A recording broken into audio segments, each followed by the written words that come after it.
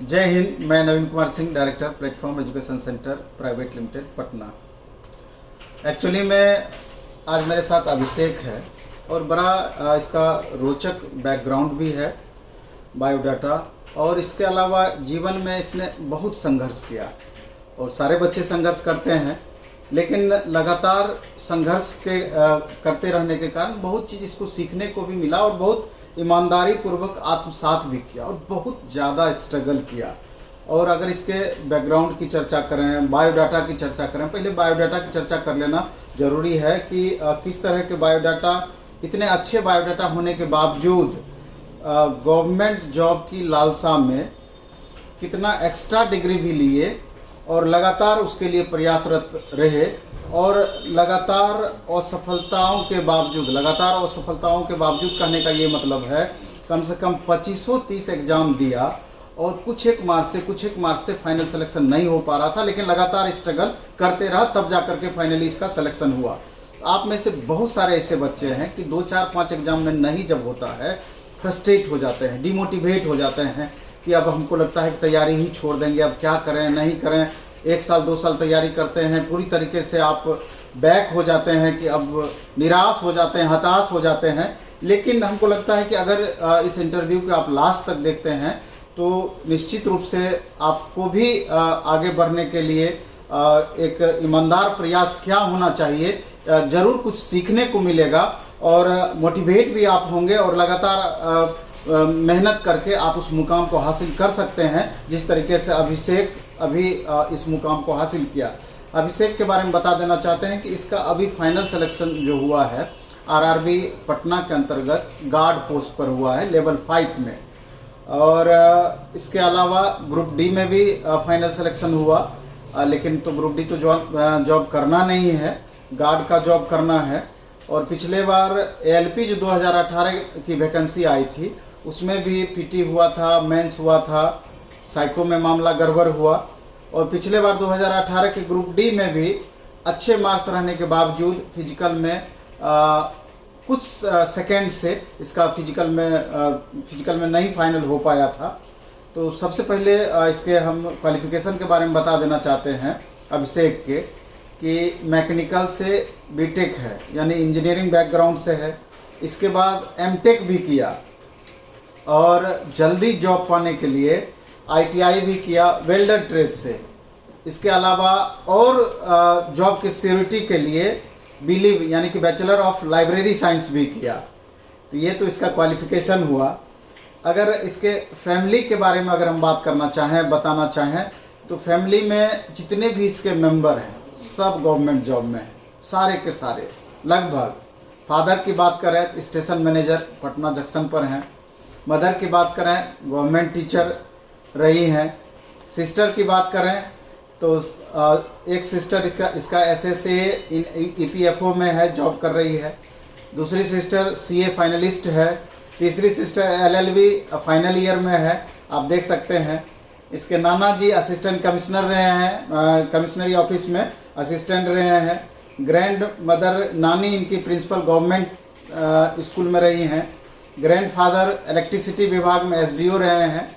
तो बैकग्राउंड बहुत रिच रहने के कारण ये खुद पे दबाव ज़्यादा महसूस किए कि सारे फैमिली मेम्बर जॉब में है, हम कैसे गवर्नमेंट जॉब हम नहीं ले पाएंगे, तो हम किस तरीके से सबके सामने मुंह दिखाएंगे। प्रेशर बहुत ज़्यादा महसूस करता था, इसलिए ईमानदारी पूर्वक लगातार लगा रहा और लगातार कुछ न कुछ सीखते रहा। सबसे पहले अभिषेक बधाई ढेर सारी मेरे तरफ से, प्लेटफॉर्म कोचिंग के तरफ से। और हम चाहते हैं कि थोड़ा सा खास करके उन बच्चों को जिसका इस बार एनटीपीसी में ग्रुप डी में फाइनल सिलेक्शन नहीं हो पाया, हम स्टार्ट इसी से तुमसे करेंगे। बच्चे काफ़ी डिमोटिवेट हो गए, बहुत सारे बच्चे। आज इसके तुम्हारे सामने में एक बच्चा आया, कितना उत्तर प्रदेश का बच्चा था, वो लगा कि अब क्या कर बैठेगा, कहना मुश्किल है। कुछ मार्च से उसका भी यही परिस्थिति रहा, लगातार उस बच्चे का छूट जा रहा था एग्जाम। अंत में आज अपना बैग एंड बैगेज वो घर लौट रहा था, अब हमसे नहीं हो पाएगा। तो उसको बहुत हम मोटिवेट करने का प्रयास किए। वैसी परिस्थिति में बच्चों को क्या करना चाहिए? सर सबसे पहले तो खुद पर जब तक विश्वास आप नहीं रेडी रखिएगा कि हमें गवर्नमेंट जॉब लेना है तो लेना है। उसके लिए आपको जितना जो मेहनत करना पड़े आप जिस तरीके से कर सकते हैं, मतलब पढ़ाई के द्वारा, फैमिली के द्वारा, जितना जिससे आप सपोर्ट ले सकते हैं लें। और अपनी कमियों को, सबसे पहले अपनी कमियों को पकड़ें कि मेरी किस सेक्शन में, किस पर्टिकुलर टॉपिक पे क्या क्या कमजोरियाँ हैं। जैसे कि मेरा टेक्निकल बैकग्राउंड होने के कारण मेरा आर्ट्स पेपर बहुत वीक था। मैंने बहुत मुझ पर मेहनत किया। इवन दोस्त मैं बता नहीं सकता, पूरे लॉकडाउन में मुझे कोरोना भी हो गया था। मैं कोरोना झेलते हुए भी जीएस का क्लास देखता रहता था अपने बंद रूम में, सब कुछ तो करना था नहीं। और मुझे कोरोना इसलिए हुआ था कि एनटीपीसी का पीटी मैं कानपुर देने गया था। और जब कानपुर से देकर जब मैं आया पीटी एनटीपीसी का, उसके बाद मुझे 2-3 दिन के बाद हल्का हल्का सिम्टम फील होने लगा। और फिर घर वालों ने फिर चेक करवाया तो कोरोना पॉजिटिव निकला। तो सर उस समय का जो मंजर था, तो जीवन में सर यही हम टारगेट लेके चले थे, अगर बच गए तो एनटीपीसी तो निकाल के रहेंगे चाहे जो हो। अंदर से बस यही गुस्सा था कि बस इस स्ट्रगल से निकल जाना है, उसके बाद तो फिर नौकरी तो लेके रहेंगे चाहे जो हो जाए, चाहे मुझे जितना जो मेहनत करना पड़े करे। और सर वो सेकंड वेव की बात बता रहा हूँ, सबसे मैं एकदम पीक पे था कोविड। और सर कैसे हम अपने आप को मोटिवेट किए हैं सर, हम ही जानते हैं। मतलब क्या बताएं, मतलब ऐसा लगता था कि अब बचेंगे कि नहीं बचेंगे पता नहीं, पर ये था कि अगर बच गए तो निकाल के रहेंगे चाहे जो हो जाए। अच्छा, तुम्हारा तैयारी का लंबा करियर रहा है। Yes, sir. बहुत दिन तक तुम तैयारी किए। Yes, sir. तो क्या लगा कि जैसे बच्चे 6 महीना साल भर तैयारी करते हैं, उब जाते हैं, तुम कितने दिन से तैयारी कर रहे थे, लगभग कितने एग्जाम में असफलता तुमको हाथ लगी, और फिर किस तरीके से खुद को संभाल करके आगे बढ़ने का कोशिश किया? सर मैंने जब बीटेक करके आया था, एमटेक जब कंप्लीट किस साल? 2016 में। अच्छा। 16 में जब मैं करके आया तो मुझे लग गया था कि अब टेक्निकल लाइन में वो क्रेज नहीं है कि इजीली सबको जॉब मिल रहा है। तो फिर घर में सबको गवर्नमेंट जॉब का बैकग्राउंड है, तो घर से थोड़ा सा तो रहता ही है कि सारे लोग गवर्नमेंट जॉब में हैं, तो हम भी गवर्नमेंट जॉब में जाएँ। क्योंकि टेक्निकल फील्ड में सर प्राइवेट सेक्टर में तो बहुत सारी अपॉर्चुनिटियाँ हैं, पर जो कोविड में जो हुआ, लोगों को पता चला कि प्राइवेट सेक्टर का क्या पॉजिटिव है और क्या लॉस है। तो मुझे ये चीज़ पहले से पता था, क्योंकि मेरे घर में सब कोई गवर्नमेंट जॉब में, तो हमें पता है कि इसका बेनिफिट क्या मिलता है लॉन्ग टर्म में। इसीलिए सर दिमाग क्लियर कर लिए एमटेक के बाद गवर्नमेंट जॉब ही करना है। तो मैंने दरोगा की तैयारी शुरू की 2017 में। तो उस समय तो सर नॉन टेक मेरा मतलब जीएस पेपर बहुत वीक था, तो नहीं हुआ किसी भी कारण से। तो उसके बाद फिर उसी समय एलएलपी आ गया। तो मेरा टेक्निकल बैकग्राउंड होने के कारण मेरा मैथ्स, जीएस और बैंकिंग का कुछ समय टाइम दिया था, तो रीजनिंग सब सही था। जो था मेरा बस गो थ्रू होना था, रिवीजन करना था एएलपी के लिए, क्योंकि उसमें नॉन टेक आर्ट्स पेपर का तो कोई ज़्यादा इंपॉर्टेंस रहता नहीं। तो मैंने यहाँ प्लेटफॉर्म में सर सबसे पहले मैंने मॉक टेस्ट पकड़ा था यहाँ का, जो चलता था 2 संडे को 10 बजे के आसपास। तो आते थे, सेट दे के जाते थे। तो शुरू में सर बहुत बिक आता था, मतलब 20-25 नंबर आता था, जैसे सबका आता है। क्योंकि ऐसा कोई नहीं था कि पहले ही दिन से मेरा नंबर आने लगा। तो फिर कुछ चीज़ें ऐसी थी कि जो आती थी, पर जो प्रैक्टिस नहीं होने के कारण नहीं बन पाती थी एग्जाम पे, उस समय के प्रेशर के हिसाब। तो फिर धीरे धीरे इम्प्रूव होता गया। उसके बाद फिर मार्क्स अच्छे खासे आने लगे 75 में, कभी 60, कभी 55, कभी 50, कभी 45, कभी 25 भी आया। ऐसा नहीं कि 25 नहीं आया, पर यही था कि हमें पता था कि किसी सिली मिस्टेक के कारण गलती हुई है, पर हम उसको सुधार लेंगे, वो ज़्यादा इंपॉर्टेंट नहीं है। इंपॉर्टेंट ये है कि जो पोर्शन मुझे टच नहीं हो पा रहा है, जो साफ से मैं छोड़ दे रहा हूँ, उस पर ज़्यादा फोकस करने की ज़रूरत है। इसीलिए मैंने फिर इसका पीटी निकाला। सर मेरा पीटी में 72 मार्क्स था एलपी में। फिर जब पीटी हो गया तो मेंस का डर था कि मेंस में ट्रेड है, ये है, पर ये था अंडर कॉन्फिडेंस से ट्रेड तो कर ही लूँगा, टेक्निकल बैकग्राउंड है। तो फिर पार्ट ए का सिलेबस मैंने पढ़ा पूरा। पार्ट ए के लिए मैंने क्या किया था सर, जब पीटी जैसे ही दिया वैसे ही मैं गया दीघा ITI कॉलेज के पास, वर्कशॉप कैलकुलेशन का बुक, उसमें मार्केट में किसी को पता नहीं था। तो बीइंग टेक्निकल मुझे पता था कि कहाँ से सारी चीज़ें उठ के आई हैं। तो मैंने सारा वर्कशॉप और कैलकुलेशन का बुक लिया 2-3, एक हिंदी राइटर का, जो इंग्लिश राइटर का, क्योंकि इंग्लिश में सब कुछ पढ़े हैं, तो उस समय थोड़ा सा समझ में नहीं आता था हिंदी में। तो फिर 2-3 बुक लेके सारा उसमें मगअप किया, फिर समझा। फिर धीरे धीरे चीज़ें बहुत ईजी हो गई, क्योंकि उससे समझने के बाद जब क्वेश्चन आता था तो तुरंत बन जाता था, और कुछ था ही नहीं। बट ये है कि जो सिर्फ ITI वाले बच्चे हैं तो उनके लिए थोड़ा तो वास्ट हो ही जाता है, क्योंकि ITI की डिग्री तो सब सिर्फ लेते हैं, उतना तो पढ़ाई हो नहीं पाता है टेक्निकली। तो वो सारी चीज़ें मुझे फ़ायदा मिली। फिर मेंस मैंने जब दिया तो मेरा मेंस में 82 मार्क्स था, और ट्रेड में मेरा 52 मार्क्स था 75 में, और मेंस में 100 मार्क्स में 82 मार्क्स था। तो मुझे तो लगा कि हो गया, घर में तो पूरी खुशी हो गई थी कि चलो हो ही जाएगा इस बार फाइनली जॉब। और उसी बीच ग्रुप डी में भी आ गया था रिजल्ट, उसमें भी 92 मार्क्स था मेरा। तब ये उस समय बस उस समय ये डर मतलब फोकस हो गया था कि एएलपी हो ही जाएगा, इसलिए थोड़ा सा कम फोकस किए थे ग्रुप डी के तौर पे। पर ऐसा नहीं कि मेहनत नहीं किए थे, मेहनत किए थे, पर दिमाग में सबकॉन्शियस माइंड में ये था कि एएलपी हो ही जाएगा। पर जितना हमको करना था तो कर रहे थे। पर अनफॉर्चुनेटली ये हुआ कि ना ड्राइवर हुआ, साइको में ट्रैक मेमोरी में एक बैटरी में लग गया, और ग्रुप डी में 3 सेकंड से छट गया। तो 2 बार गिर गए थे, क्योंकि क्या बुलाएं सर, शरीर हर हमेशा एक जैसा नहीं रहता है। और वही उसी चीज़ का गुस्सा सर हम दिमाग में जिस दिन मेरा रिजल्ट नहीं हुआ, जब एनटीपीसी आया, और खुद को मजबूत कर लिए। खुद को मतलब गॉड ग्रेस ये था कि सर वैकेंसी कंटिन्यू आ गई, ज़्यादा फ्रस्ट्रेशन होने का हमको मौका नहीं मिला। अपने आप को झाड़ के एकदम 2018 में फेल्योर हुए, 2019 में वैकेंसी आ गया था। अपने आप को झाड़ के खड़ा किए कि जो हो गया सो हो गया, अभी उससे बड़ी जॉब अपॉर्चुनिटी है लेवल 5, लेवल 6, लेवल 3, ये तो लेवल 1, लेवल 2 की नौकरी थी, उस पर ज़्यादा रिग्रेट होने की जरूरत नहीं थी। पर मेरा जो पढ़ाई था सर, वो सारी चीज़ें इसमें काम आ गई। फिर सब कुछ वही सिलेबस था सर, करना नहीं था, बस खाली थोड़ा सा अपर लेवल को बनाना था। मैंने इसके लिए सर सीजीएल का लास्ट 1.5 साल का जितना मैथ का क्वेश्चन आया हुआ था, सारा खुद से पीडीएफ निकाल के बनाता था रूम पर। रीजनिंग का बनाता था कि रीजनिंग में क्या टीसीएस ट्रेंड चला रहा है, रीजनिंग सारा बनाता था। प्लस आपका जितना प्लेटफॉर्म का सेट आता था, सारे सेट का जेरोक्स करा लिया था अपने से, मतलब बुक से नहीं बनाता था। कि बुक में क्या होता है सर, थोड़ा सा लालसा हो जाता है आंसर देखने का। कॉमन माइंड जिससे डाउट होने लगता है तो लगता है कि थोड़ा सा देख लेते, यही है ना चीज, मतलब कंफर्म करने के लिए नहीं कि वो आंसर चेक करना है, कंफर्म होने के लिए मार रहे हैं तो सही मार रहे हैं ना। तो उस चीज़ को शुरू में हुआ तो क्योंकि नहीं, ऐसे काम नहीं चलेगा। सारा सेट का जेरोक्स कराए अलग अलग, उसके बाद फिर उसका सारा सेट का जेरोक्स बनाते थे। उसके अलावा फिर मैथ्स का अलग बनाते थे, जेरोक्स का सेटअप करा के, फिर रीजनिंग का अलग बनाते थे। 3 वॉल्यूम बनाए थे, तीनों वॉल्यूम खत्म कर दिए थे मेंस के पहले था। तो प्लेटफॉर्म के जो बुक अपनी आती है उससे जो तुम सेट बनाए, और सर बहुत तरह सर जो भी हम अभी है ना सर, प्लेटफॉर्म के मटेरियल और यहाँ की फैकल्टी की बदौलत ही है। क्योंकि मेरा जो नॉन टेक पर्सन था बहुत वीक था सर, हम क्या बताएं, मतलब अब हो गया तो अलग बात है, अभी भी वीक है, ऐसा नहीं है कि बहुत ज़्यादा हम तेज हो गए हैं नॉन टेक में। बस यही कि मैथ रीजनिंग साइंस पे पकड़ था शुरू से, वही मुझे सपोर्ट किया। और थोड़ा वो जीएस में मैंने 2-2.5 साल मेहनत किया।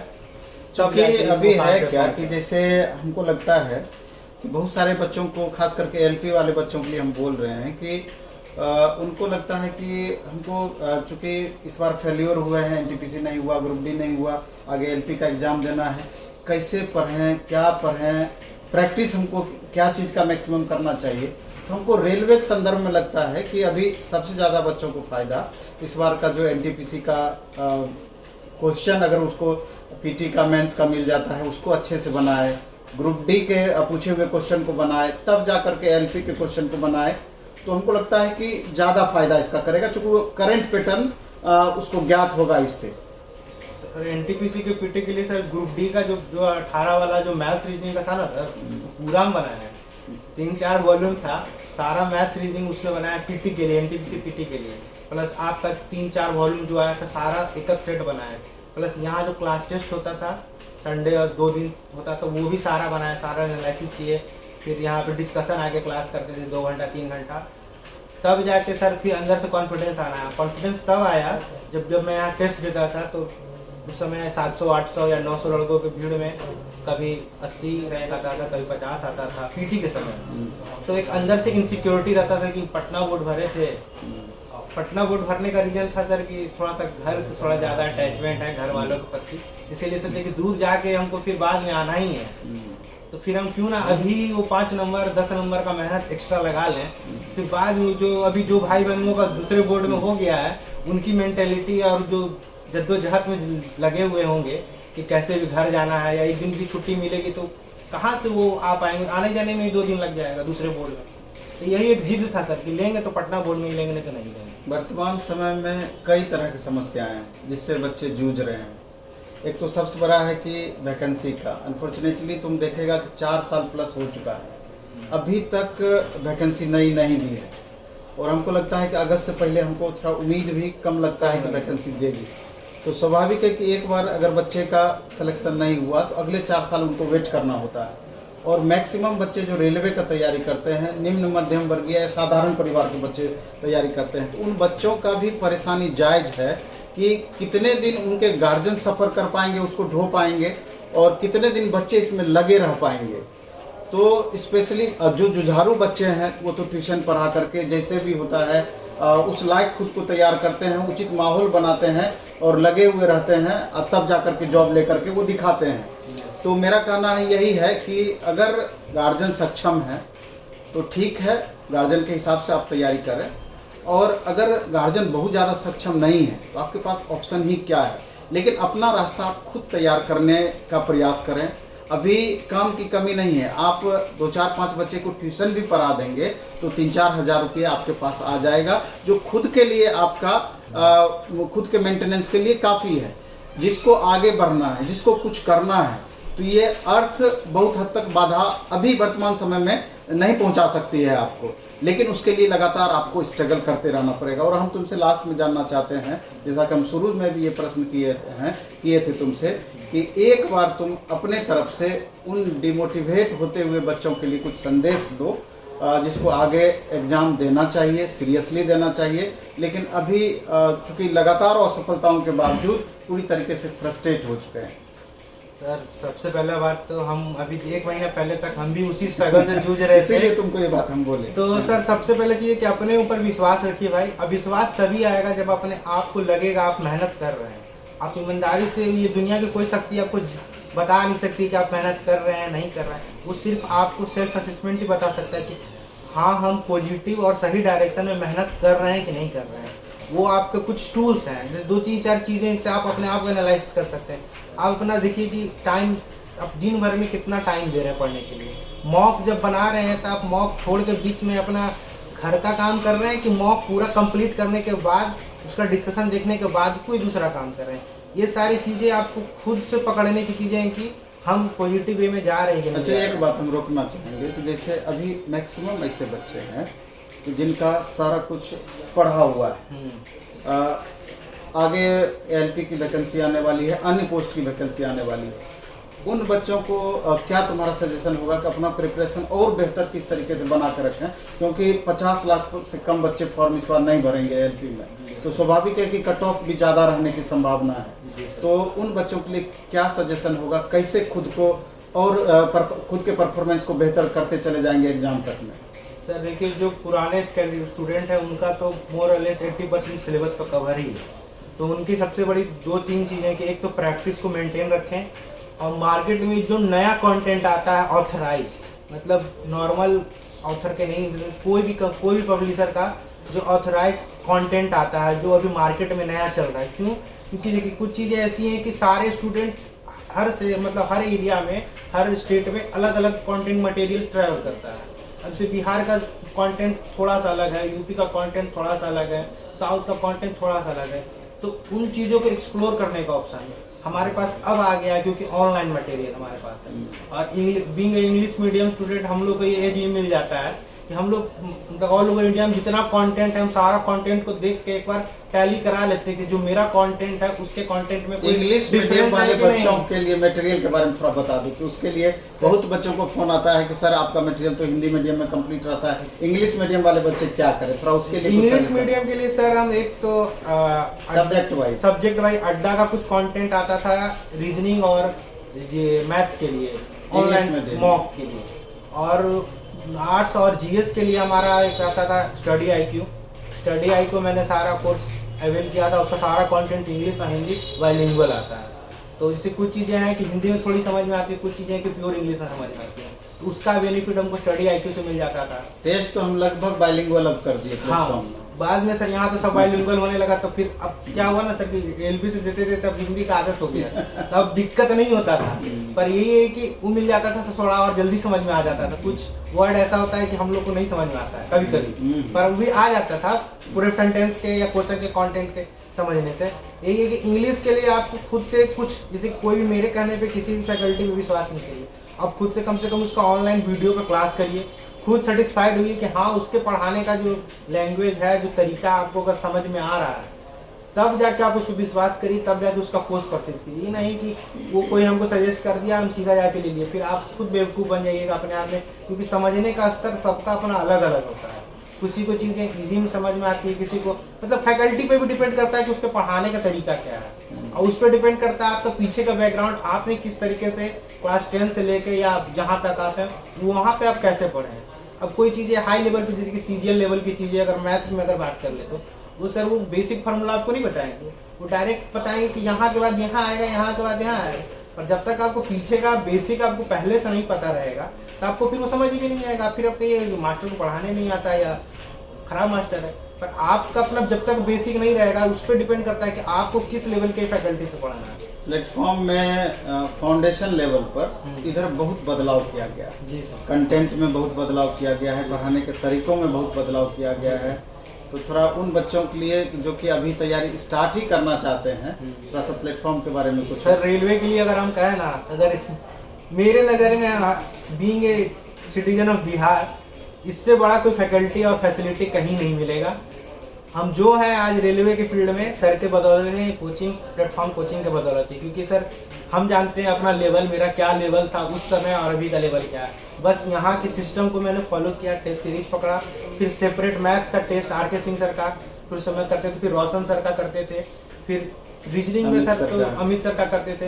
तो रीजनिंग में उतना दिक्कत शुरू से नहीं आता था, पर यही है कि जो लड़के बना रहे हैं कम से कम प्रैक्टिस तो हम कर लें। मान लीजिए कुछ ऐसी चीज़ें हों मेरे ना प्रैक्टिस होने के कारण वो लड़के बना जाएं, हम ज़्यादा काबिल बनने के चक्कर में मेरा 1 नंबर, क्योंकि एक नंबर का बहुत वैल्यू है, तो इसीलिए फिर हमने टेस्ट सीरीज भी पकड़ा, 1 महीना पकड़ा किया, मतलब और बाद बाकी तो सेपरेट LP के टाइम में PT मेंस स्ट्रेट का अलग, ग्रुप डी का मॉक टेस्ट सारा ऑनलाइन ऑफलाइन। हम ऑनलाइन भी सर NTPC में भी 20-30 सेट मारे थे, ग्रुप डी में भी 20-30 सेट ऑनलाइन भी मारते थे। अब सर दिन में सर टाइम नहीं मिलता था खाना खाने के लिए, दोपहर में सुबह आते थे, सुबह से 10-11 बज जाता था यहीं, फिर 3 बजे से रहता था, फिर शाम में 4 बजे से टेस्ट रहता था। हम इधर ही रोड पर कहीं घूमते रहते थे कि 2 घंटा काटना है फिर तो टेस्ट देने ही जाना, कौन जाएगा घर पे बार बार। तो सारांश तुम्हारा यही है कि अगर आपको सफल होना है तो अंतिम में जो हमेशा हम बोलते हैं कि कर्म की हमेशा प्रधानता होती है, आपको मेहनत करना ही होगा,